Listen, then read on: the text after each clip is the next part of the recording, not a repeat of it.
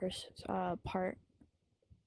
So when you open the document, do you know where the link is? Yeah, I got it up now. It says return to Stardust. Yeah, return to Stardust. So like the first page that looks like chapter number and then like the chapter follows that. I was sorry, chapter. The first page that we're reading, or that Cal's reading, I should say, should say chapter 4, the first mission, and we follow him there. Night 1 on the Minerva 2, and then wall of text. Yeah. Yep. I'll give a little bit of context too. Are we starting on 4? We're starting on 4. Yeah, we'll start on 4. Yeah, I don't think we read chapter 4 last time. So, okay. So, thank you for tuning in, I guess, to Black Box. Oh my gosh, Drew, I did not realize you changed your avatar. So, for Black Box from the Improvatars, typically we just do script readings. So, this is actually kind of a novel that I've been working on called Return to Stardust. By Eric Michael Callaghan. In here I say, to Scarlet, Olive, and Bridget, my daughters, may they outgrow, outwit, and outlive their father. So this is kind of a sci-fi story about 3 different missions, or different stories that kind of collide. And so we're going to start off with chapter 4 because we read the first 3 chapters and the prologue before. And the first mission, they're all broken into different missions. The first mission is about a captain who is traveling to Mars to start the colonization process.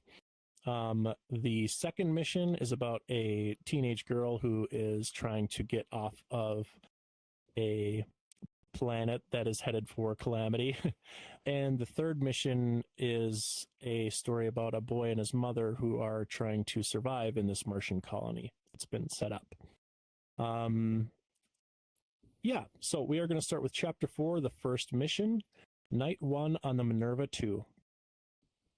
Liftoff. We have liftoff. 22 minutes after the hour.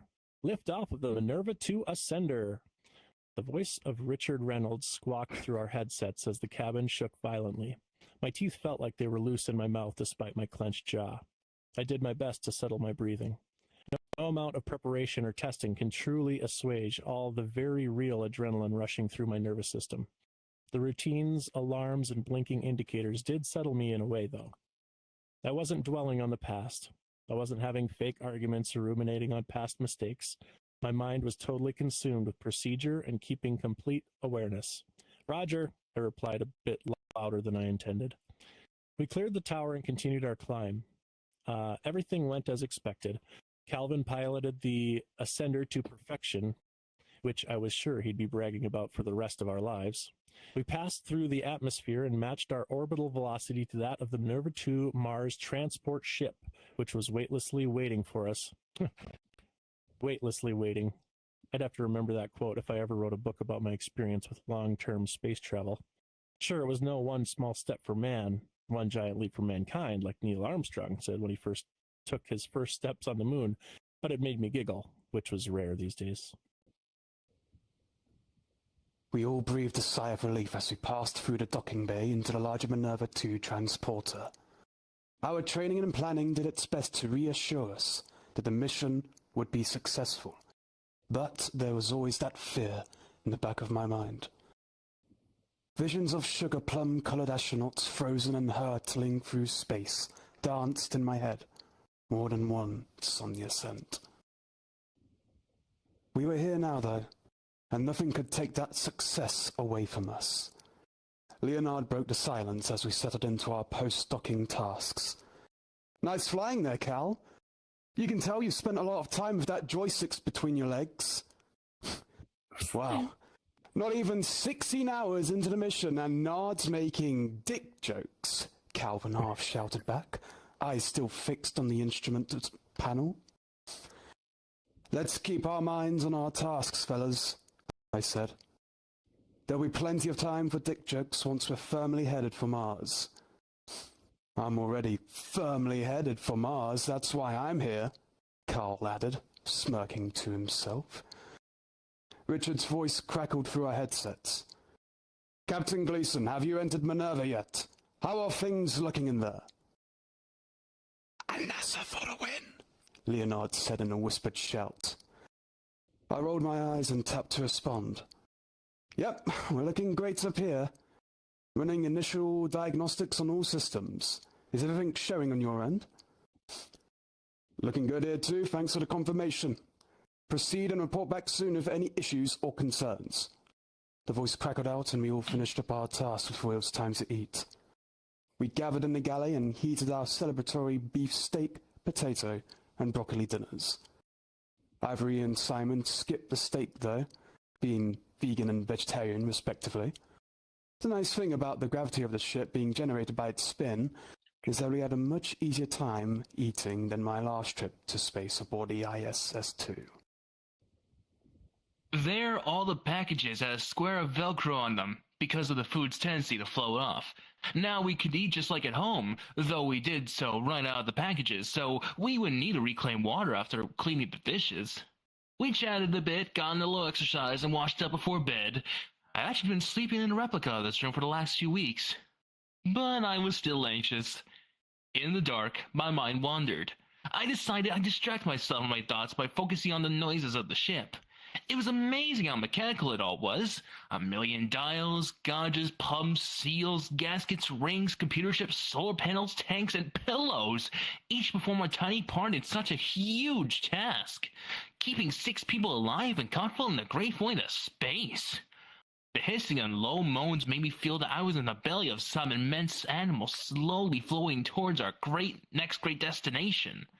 I hoped that it wouldn't be our final destination, but odds were that we'd be there for the long haul.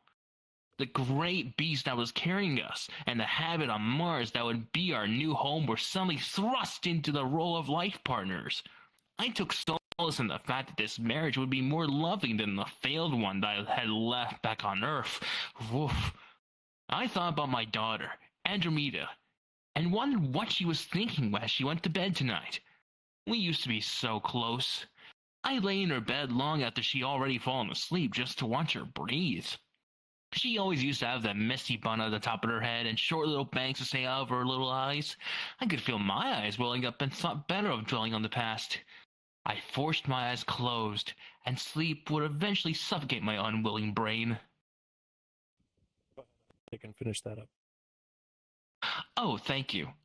I slept for around 2 hours before a blaring alarm from the Minerva 2 startled me awake. A pang of fear shot through me as I rushed towards the source of the sound. Chapter 5. Tales of the Second Mission. Altered Course. A comet from beyond the Kuiper Belt, which would eventually come to be known as X2067118, or Lysithia's Comet in later literature, sped towards our sun with seeming speed and purpose.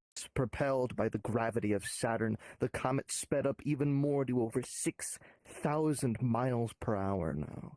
Even at its increased velocities, Lysithia's Comet would take another 13 years to travel from Saturn to the obelisk.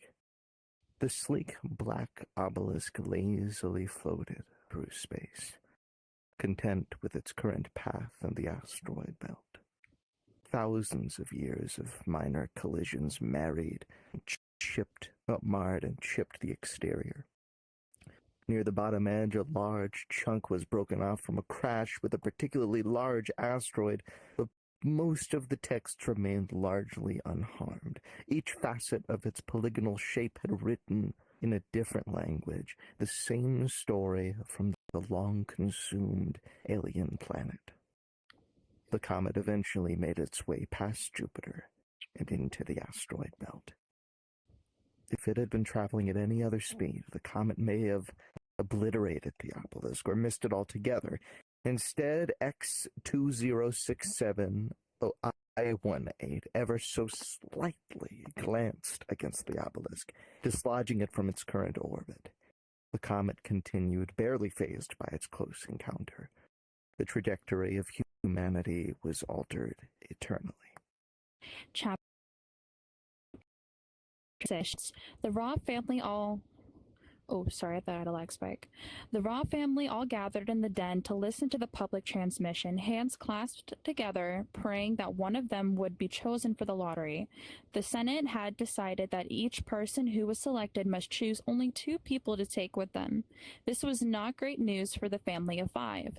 The parents had made the children swear that they would choose their siblings to take rather than their parents. In the unlikely event that any of the family were to be selected, the children all agreed, though the thought of being selected and dooming your parents to almost certain death was a bit too much to bear. Ra Avram, the father, looked the most stoic at the moment. He was beginning to gray and retained most of his brown hair. His long beard curled in every direction down his chest. He was gaunt and skinny.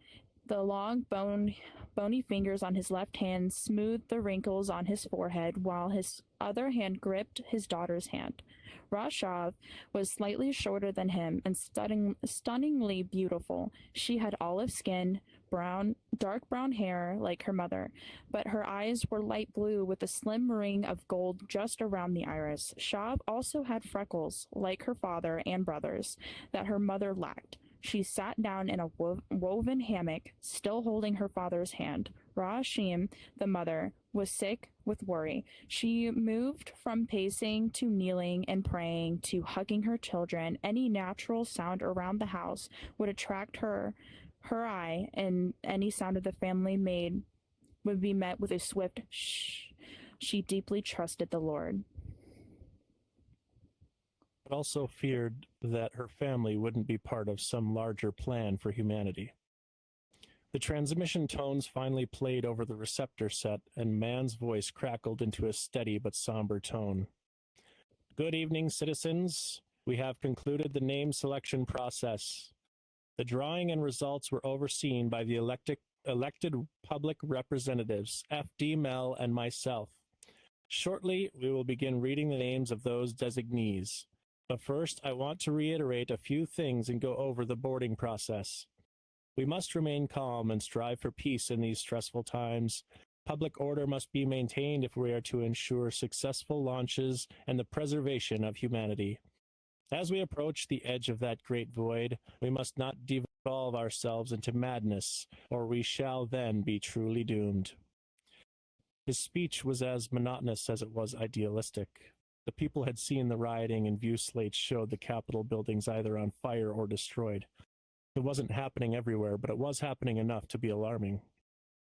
The zones between the community buildings and the working districts near the Ra's home were strewn with debris and trash.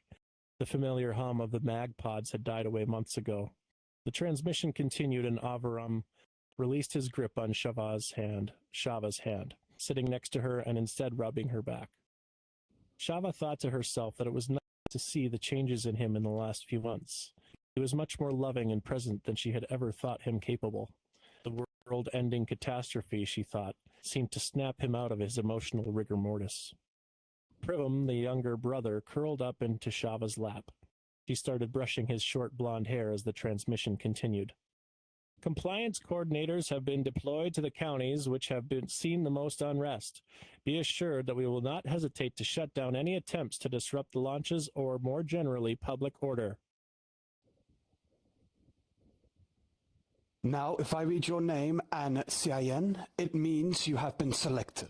Upon this broadcast, you will have approximately 1 rotation to collect yourself, your 2 auxiliary passengers, and no more than 3 stones of additional materials to bring with you.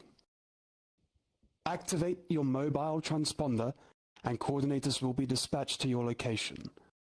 You will then be brought back to the launch site and proceed to board one of the 2 evacuation vessels. Failure to appear by the deadline will result in the forfeiture of your spot to the volunteers of the Alliance. My older brother got up for some water as the rest of us listened to the names. I kept listening for the name of my loveling Yue Ad Amar. We started seeing each other formally a few cycles ago. Well, 56 days ago to be exact. He was so wonderful. Of all the young people I knew at the community school, he most deserved to get off this doomed planet. If he won a lottery spot, he could choose me and his father to go on the Ark. If none of us won, I'd be happy to live out the rest of our days and face the calamity together.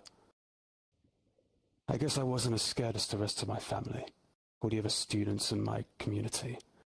I was content anywhere I was within my family, and ad Amar. The sharp voice crackled back through my distractions as he continued to read more names. UA Cav Familius, CIN 279248839. UA Lun Treya, CIN 68884392. EC Lauf, Ek, CIN 433. Well, finally! My father broke in. They finally selected an electronics contractor. Everyone else that's selecting so far is unaffiliated. They're going to send all the young people who haven't learned a trade yet. Do you think it's weighted by age? My mother shrugged and continued nervously biting at her nails without looking away from the receptor set. UA Macus CIN 432-88521. UA Ma Trevor CIN 830-84377. My older brother dropped his glass of water at the announcement of my name and CIN. The glass shattered and my mother shrieked, half scared by the glass and half out of the elation that I had been selected. Everyone shifted focus on me and started hugging me and crying. My mind was completely blank from shock. I stood immobilized between my mother and father as my younger brother squeezed me tight around my waist. I should have been happy, but my heart sank. My thoughts drifted to Adama. I promised my family to bring my brothers, but I couldn't bear the thought of leaving him behind. My parents started kissing me, and then kneeled praying towards the spire. I ran into my room, closed the door, and collapsed onto the bed. I pulled the blanket over my head and held tight the sweater Adama had left my house the last time he was here. I took in deep breaths and enjoyed the sweet smell for a long time before there was a knock at my door. Mother stepped in before I could say anything. "Oh, my sweet baby, don't be upset. You should be happy. You and your brothers will escape." She sat beside me and gently ran her head over my shoulder as my tears wetted my pillow. "What's wrong?" she said sweetly. I wanted to spare her feelings, so I didn't tell the full truth. "I'm upset that I can't bring you both with us. It should be the whole family, not just those two people." Chapter 7. The third mission. The Depositor. Mom ushered me into our dugout and nervously looked down the tunnel before slamming and locking the large metal hatch. She slid her hands down her side and took a number of long, deep breaths. "What's going on, Ma?" I asked. "Pack up your bag. We're leaving now." She shuffled around through our bins, grabbing some tools and the things my dad had left behind. She also grabbed a large pouch that was sloshing about. I guessed it was water or last meal. I was still a bit shaken and not exactly springing into action. I trusted my mom, but wanted to know what was going on. "Why are we leaving? Is this because of what the Southerners said at the pit?" Mother cut me off before I could finish. "Those weren't Southerners, son. That was Lauda and Crouch. I recognized Lauda's ankle tattoo. My head reeled for a brief moment, trying to understand what she'd said. I mean, that was Jules' mom that they threw into the pit? Why would they do that? She was loyal to the community.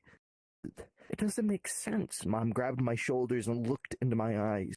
She looked more scared and intense than I'd seen her since the mine collapse that killed Dad. "Son, I need you to collect your things, and I'll try to explain." She turned back to a small pile of things she had collected in the middle of the dugout.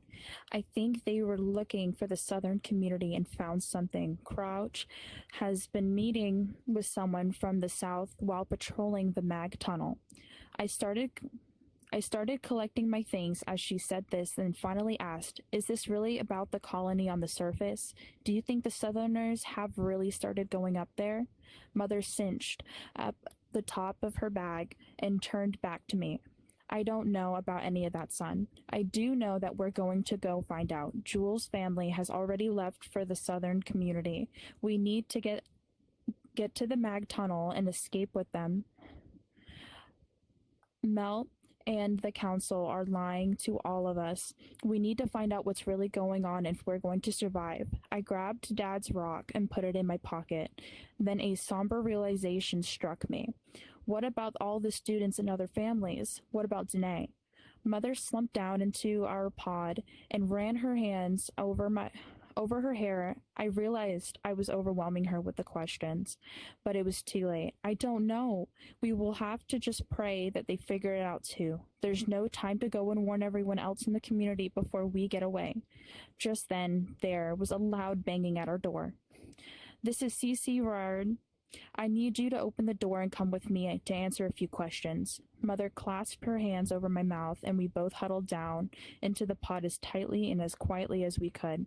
Another loud series of bangs came from the door. "We need you to come with us. I will wait out here until you are ready to comply. Do not be alarmed." Mother quietly got up from the pod and began working at the depositor. Mother quietly got up from the pod and began working at the depositor. She carefully loosened the oval seat from the ground, looked at me, and pointed down the hole. "Ew," I thought. "She really wants us to escape through the filth tunnel?" She waved me over and pointed again with an exasperated look. It seemed to be our only option. I thought to myself that Mom might be able to sort it out with the coordinator, but I didn't argue. I grabbed a small handful of red dirt and spit into it to make a sort of clay, then pushed it into my nose. This was a trick Danae and I would use when visiting the depths of the community where it smelled truly awful. I looked down the hole into the wider tunnel beneath our dugout. I took a deep breath in and squeezed myself into the hole, dirtying my cycloth in the process. Once I pushed through the small hole, I fell down into the filthy tunnel. The tunnel was slanted down and slick with the community deposits. I lost my footing and slid down. I tried to look back, but mostly kept my eyes and mouth shut. I curled up, holding onto my bag, gaining speed as I slid. The tunnel flattened out into a shallow pool at the bottom about a quarter span deep. I picked myself up and could no longer contain my queasiness. I waited a bit before retching into the rest of the cold, vile liquid. It was almost completely dark in the chamber except for the faint light of the glow mesh revealing the exit. I did my best to wipe off all the filth from myself and started walking towards the door. My eyes began to see a bit more in the dark. I reached the door and shook the glow mesh to light the chamber. It was way bigger than I'd originally thought and stretched further than I could see in the dark. Rough columns that had been carved out of the surrounding cavern reached up to the ceiling, and a series of tunnels, like the one I had just come out of, dotted the perimeter, slowly leaking down into the bottom of the cave. I shivered from the cold and eyed the tunnel where I came out, waiting for Mom, but she didn't show up. I sat on my bag and continued doing my best to clean myself while I waited. Cold setting in, and the even colder truth that my mother wasn't coming for me. I curled myself into a ball and lay on the rough stone floor. I started weeping. This was the first time I was ever separated from Ma for longer than a few trips to the depositor, or when she was trading. My sad, low sobs echoed off the walls of the deep cavern and seemed to return as laughs. After what seemed like hours, I could bear the cold and filth no more. I determined that Mother must have been taken in, or was waiting for me somewhere else. Either way, I couldn't stay here anymore. I'd never been in the deposit chamber before, but I knew roughly where I must be in the levels. The levels are a series of tunnels and caverns beneath the center, just above the machines and the depths. I knew that people worked down here, but I didn't know if I was in trouble or who I could trust. I got up and flaked off what I could of the dried grime and turned to the large metal door. I grabbed the large metal handle and tried to pull it down, gently, at first. Then, sensing I needed more weight, I jumped and gave it a hearty yank down. The loud bang from the handle echoed through the chamber. I winced at the loud noise and pulled the door open a crack. I peered through the door into what looked like a small workroom. There were some metal lockers with numbers on them, a series of bins and sets of work clothes. Luckily, no one seemed to hear my banging, and the room appeared empty. I opened the door a bit more and stuck my head in to double-check that the area was clear. The warm air was a delight to my frigid face. I stepped in and pulled the door shut behind me.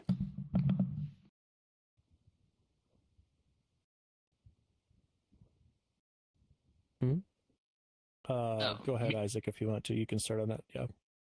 Oh, thank you. It was always a bit strange to me, standing in the square metal rooms that the workers used. Everywhere in the community was dug out or natural cavern, except for those select places. I rubbed myself warm until I noticed the reclaimer on the other end of the room. I quickly made my way over to the reclaimer and opened the spigot. Cold water began pouring out into my hands, and I cleaned myself. It was such a relief to rid myself of the excrement and nastiness of the deposit chamber. I stripped off my cycloth and changed it to one of the smaller sets of work clothes that had been hanging up. I finally removed the dirt clods from my nose as well. My stomach gave out a low moan. In all the commotion, I hadn't eaten my last meal. Luckily, after not much searching, I found a bin full of last meal cans. I peeled off the thin plastic lid to reveal the gray, pulpy gruel and swallowed it all down. I added the other 6 cans to my bag and cinched it up. I made my way over to the workbench and looked through the tools to see if I could bring anything with me. The implements in the community were generally there for anyone to use, but they all had their place. If something was misplaced or not returned, a CI would look into it. Hopefully by the time Mother and I are gone, it would be too late to face any of the consequences of borrowing these tools or replacing them. Strewn about the bench, a few things stood out to me. A light pipe. Those are great for seeing in the dark. Light pipes are much brighter than glow mesh, but shoot their light in the direction you point at the end of the pipe. I also spotted a small folding shovel and a coordinator's shock rod charging on the wall winder. I grabbed them all and I added them to my growing collection of survival gear. I tightened up my bag and started making my way to the door. I was frozen mid-stride by the mega clang of someone opening the door. I frantically looked around for somewhere to hide and settled on the metal lockers. I jumped inside just before the 2 men entered the workroom.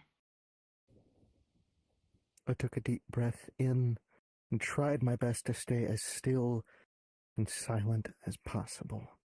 My heart was beating so loud I feared it would give away my location. The men seemed to be carrying on from a previous conversation as they entered the room. It wouldn't be so bad if I worked darks. Switching back and forth is the worst, the first man said. The second man waddled in behind the first and just gave an understanding grunt in response. I fixed my eyes on the mess I had left beneath the reclaimer. My dirty cycloth lay muddied on the floor. The first man saw it too and held his arm over his nose. Damn, nasty little... He started looking around the rest of the room. The second man, seeing the cycloth, folded his face up in confusion. In any other context, his expression would have been hilarious, but I was too scared to find it funny. The first man started looking through the bins, then he circled around behind the lockers I was in at the center of the room. He opened a locker door. Bang! He started muttering profanities to himself and opened the next locker. Bang! My heart was pounding harder than it ever had now, and I thought about running for the door. The second, bigger man was in the way, though. The first man then returned to the same row of lockers I was in and started opening doors on the other end. Bang! Then the next. Bang! Chapter 8, The First Mission, Contact. By the time I reached the command module, Cal was already flipping switches on the instrument panel. Blinking lights and a loud alarm combined with the lack of sleep were making me sluggish, but we needed to act fast. What's it look like, Calvin? My voice slightly cracked from not speaking for hours. From what I can tell so far, it was actually a false alarm. I'm resetting a few of the life support systems. The initial trigger was a detected drop in oxygen, but it seems to have been a glitch or malfunctioning part. The backup O2 sensors haven't kicked anything back. He sounded calm, though the pressure we needed for this long journey to Mars. I was thankful in this moment to have had someone like him. His childish humor, on the other hand, I could sometimes live without. He responded, "It's too bad. I was having the best dream about us." I slugged him in the arm, the way an annoyed sibling would. "Well, thanks for getting back out here so quickly," I said, expecting some other snarky retort. "No problem, Captain. I was actually awake already anyway. I think it'll take me a bit to get Acclimated. Sorry, it's been a minute. That's okay. Acclimated to sleep on the Manera." Mm-hmm. Oh, sorry, it's me. His sincerity paired with his humor almost made him attractive, but I only admired him in a platonic sense. We were better as colleagues and pals than lovers. That didn't mean I didn't glance at his butt in the NASA-issued space onesies every once in a while. Though.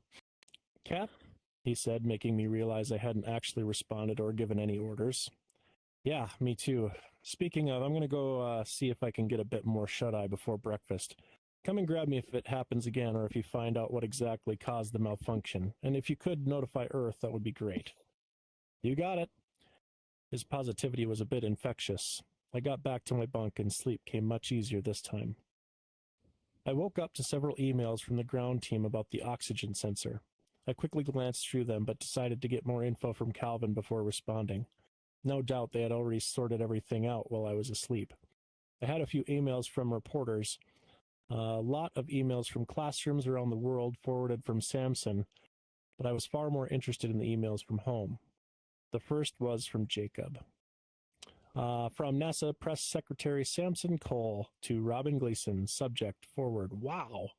Date, August 18th, 2048, 7:32 a.m. "Hey, I just got done watching the launch. Way to go. I know you won't get this for a bit, but I figured I'd send it right away. Andy stayed home, but I recorded it so we can watch it together later." I haven't finished that chapter yet, sorry. Chapter 9, Tales of the Second Mission. As her machines whirred to life, IS Nira Nepesh prayed to the spire that her experiment would be successful. Sheni Nepesh, Nira's uncle, lay dead on a golden metal table in the middle of the laboratory. He died 3 days prior, the same day as his twin brother, Malak Nepesh. Sheni's skin was a mute grey colour. He had fresh cuts and stitches from Nira's expert hands. She'd cut him open, replaced his expired organs with newer artificial replacements, and sewn him back up. There was some dried flesh starting to peel away from some of the bonier parts of his frame. His eyes were sunken and dark. Nira had done her best to keep various parts of his body functioning, but now would come the real test of her skills. Could she reanimate his body and replace his brain with the crystalline artificial intelligence module? The module she'd programmed had spent time studying the now-deceased Sheni. Having access to all of his writings and conversations with Nira, the module took in every bit of information to create a digital duplicate of the late Sheni. Sheni Nepesh was over half-aged at 463 years old. Nira herself was 320. Nira was much closer to her uncle Sheni than she was to his twin brother Malak, and asked to handle Sheni's embalming process. Malak's body was taken by the coroners to the capital to be disposed of safely and contain the mysterious disease that befell both of the brothers. Shenny and Malak were, until recently, the last surviving members of the team who had worked constructing the Seventh ship. A project which was littered with accidents, missteps, and the disease that affected the whole team in the end. It started with delirium and confusion, followed by a deep thirst and loss of language skills. In the end, the brothers and everyone on the crew were speaking different fictitious languages that didn't seem to have any basis on the one tongue, or any language for that matter. The coordinators allowed Nira to take Shinny's body on the promise that she would turn over all research on the disease, and that he would be returned and buried with the other workers in the Balvel Valley. Shinny agreed, but was too helpful to revive her caretaker, uncle, and only friend. Nira flipped a few large levers, twisted open the stoppers on a number of breakers and beakers, and activated various smaller apparatus around the room before returning to Shenny's side. He twitched, and little veins could be seen filling back up with fluid. His arms swung out weakly, and Nira grabbed it and held it back down to the table. She used her free hand to massage his chest and increase the flow of blood and oxygen to his body. His eyes flickered open and closed. The billows started pushing open and closed his lungs until small electrical jolts, initiated by the AI module, began working his diaphragm. Nira's automated series of tasks was nearly complete. The small jolt to the artificial heart she had delicately sewn in was all that was left to complete her machinations against nature. She let go of his arm and touched the metal prongs to his chest. Zap! Shenny's eyes shut hard and his brow pushed down, his face contorted into a look of anguish and fear. His arms shot up as if to defend himself from some invisible threat. He began hyperventilating before sitting up and grasping at his chest, eyes still tightly closed. Nira rubbed his still gray back until flushes of red flooded his body in different places. His breathing slowed, and his hands returned again to cover his face. He rubbed his cheek and blinked his sensitive eyes to wet them. He squinted at the light until iris adjustments were made. Nira was holding back tears of joy and hugged her uncle tight. He obliged the hug, not yet understanding who she was or what was going on. The crystalline brain sprang to life rapidly, making a new neural connection and calculating assumptions at breakneck speed to understand what was happening. Nira's hug was reciprocated by Shinny once he fully accepted and realized what had happened. His access to the positional data, depth and lab all brought him to the conclusion that he was revived. Yeah.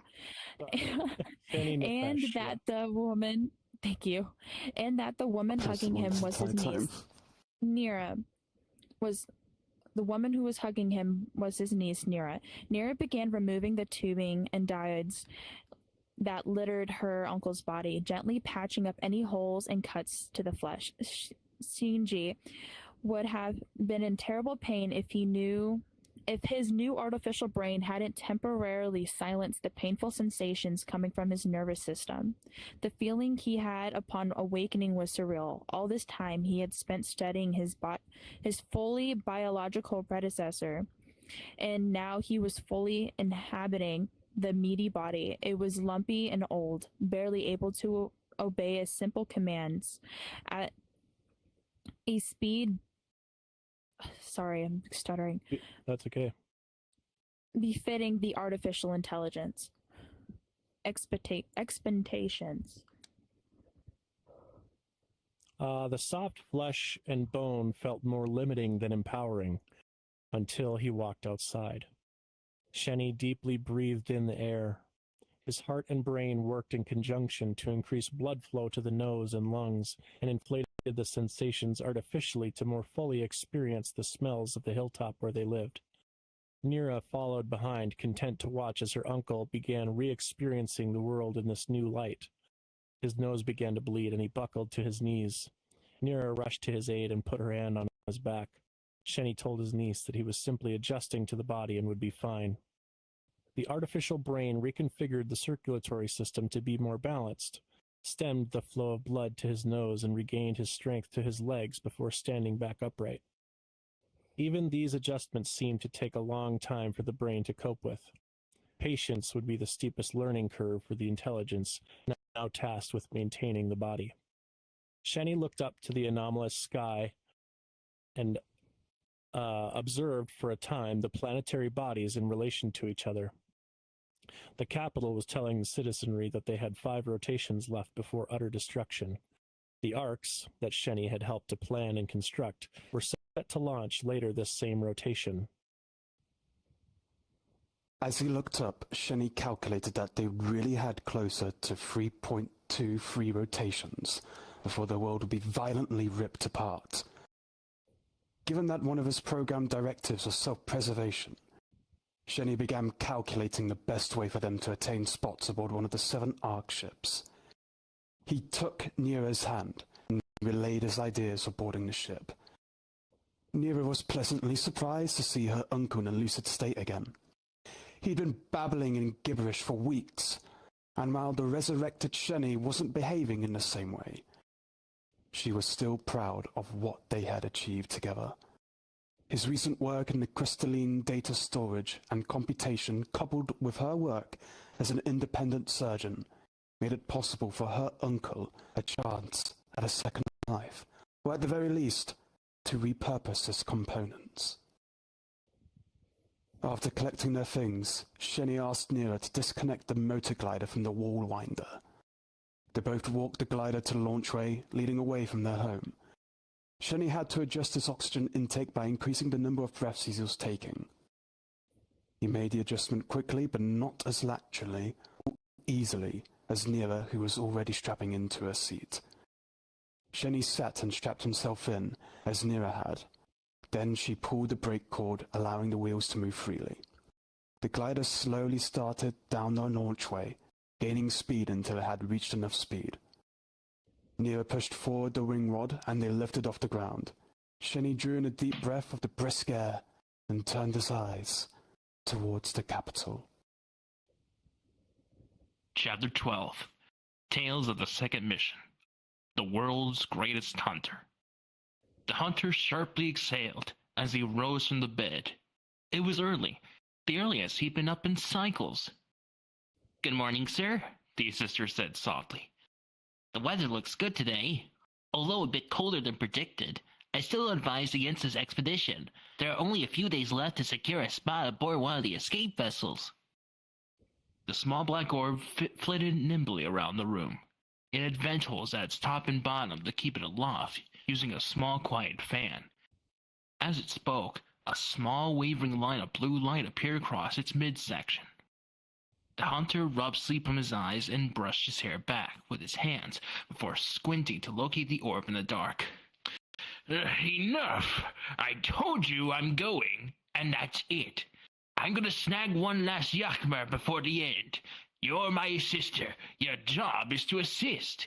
I give you input and you respond according to your programming. I'm not going to escape with those cowards. This is our world." He turned to the mirror and began getting ready. The sister rose gently behind the man and appeared behind him in the reflection.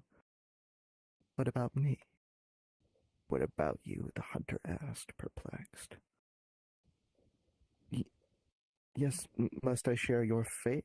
Noble as it may be to stay." The orb floated in space without moving. After an awkward pause, the hunter turned toward the sister and responded, "Look, let's go on this last hunt. Then we can figure out what to do with you." The orb tilted slightly and said, "Good, thank you, sir," before flitting out of the room. In the food room, the sister excitedly flew, activating automatic processes for an energy brew and heating the meaty first meal as it went. Finally, it landed on its winder by the front door, patiently waiting to start the hunt. The The hunter grumbled as he made his way into the food room, still putting on his sackcloth. He took his time drinking down the tea and eating his first meal before looking over his pack of weapons, lures, calls, and straps. When everything seemed to be in order, he grabbed the pack, making his way out the door, patting the assister awake before exiting the house. The orb obediently followed. The hunter took a deep breath of the brisk morning. There was all that lit the dark forest. He'd taken the path many times, and it was familiar to him. The assister quietly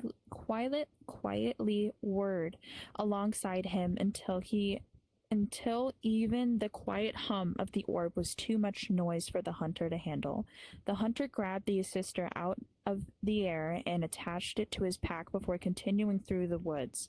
The brew that the assister had made intensified the senses of the hunter. He walked quietly, stopping at every tiny noise, every change in the wind direction, and every smell. The morning felt a bit different to him, quieter and colder than a typical hunt. To remain as quiet as possible, the hunter and the assister began communicating silently using the neural link that was put in when they were paired with each other. Sir, if you'd like me to, I can get a look from above the trees. I can also eye-light the path most used in the last few days by the herd, the assister transmitted. Thanks, but I don't like the visual distractions. I just want to use my own senses for this hunt. The hunter's eyes narrowed as he continued through the forest. Ah, here. He knelt down to inspect a fresh yakmer track. It's a big one. Very good, sir, the assister replied enthusiastically. The pair continued through the forest, finding more and more footprints along the way. The forest got thicker, but as the sun came up, it became easier and easier to see. The dew on the plants dampened the hunter's sleeves as he went. A distant yakmer cry excited the hunter. He quickened his pace without becoming any louder. Just one more, the hunter thought to himself as he walked. His favorite spot was fast approaching. Time seemingly stopped, and it was just him and the noises of the world. He broke from the path to sneak into position on a small hill overlooking the valley. The hunter grabbed at his weapon, deposited his pack at the bottom of the hill, and silently up the hill. When he reached the top of the hill, he slowly peered over to see a field full of yakmer. He hadn't seen so many in one spot since he was a child. They were elegant creatures. Long, thin legs and necks that supported unnaturally large antlers. Their pure white fur made them look magical. They almost seemed to glow in the faint morning light against the dark grass of the valley. The yakmer were nearly twice as tall as the hunter, but near the middle of the herd was the largest the hunter had ever seen. Wow, the hunter thought. Amazing, the assister transmitted back. The hunter struggled to maintain his composure, but was able to charge the rifle and activate the hollow sights. The assister highlighted the area of the large yakmer that would be the most lethal in the hunter's vision. Good, thank you, the hunter thought to the orb.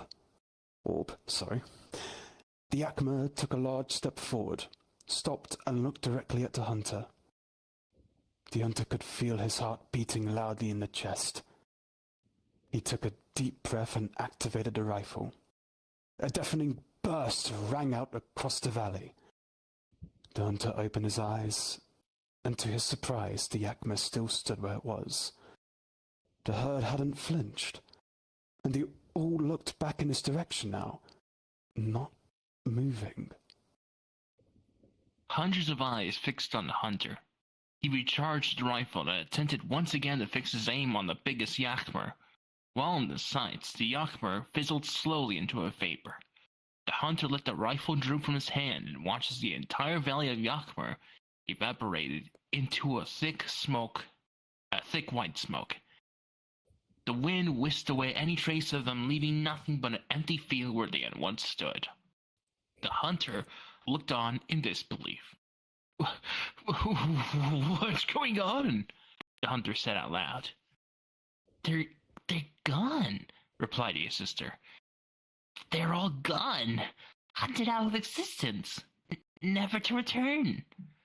People have hunted every last one down. I tried to tell you not to go on this expedition, but your path led you here. The hunter struggled to cope with what just happened. But the tracks, the calls, the Yakmer. The sister detached from the pack and flew out in front of the hunter. You saw what you wanted to see. I provided you with inputs and you responded with your programming. Now here we are. You think we're on a hill in your hunting grounds, we're actually at the quarry cliffs. I interrupted your eyesight, olfactory nerves, hearing everything. The valley similarly evaporated to reveal a deep pit in front of the hunter. He worriedly jumped to his feet and stood frozen, looking out over the edge of the cliff. Why are you doing this? The hunter pleaded. He turned to run, and the orb quickly flew in front of his path. We're here so you can make a choice.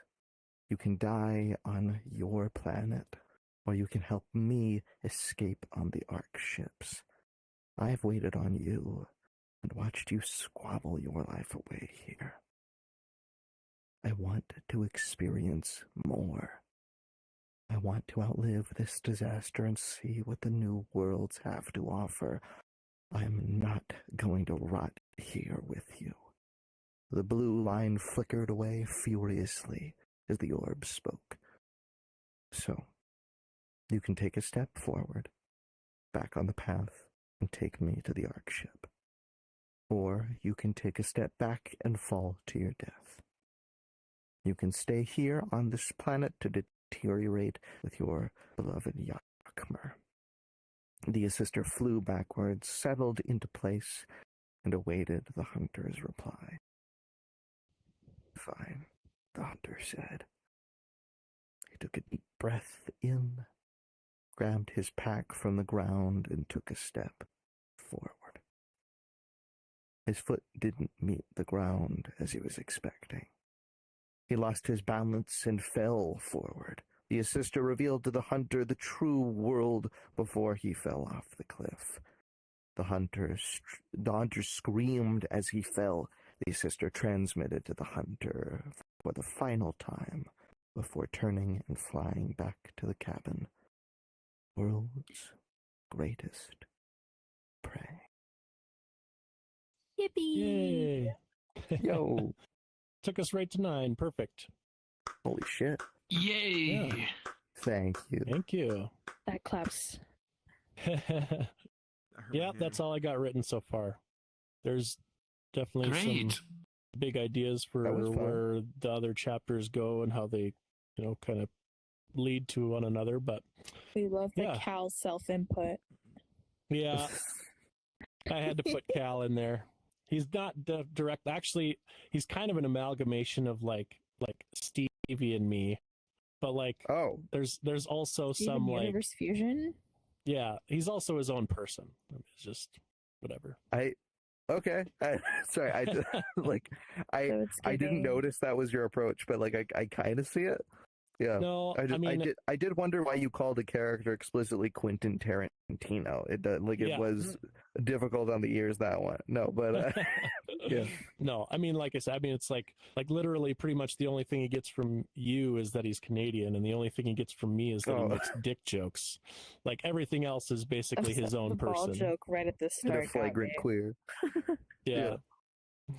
So no, it's just I was like, as I was writing, I was like, well, I like the name Calvin, and then when it got shortened to Cal, I realized later I was like, oh shit, okay, that's maybe I'm putting myself in this. Don't mind if I do. Yeah. Here, let me stop the stream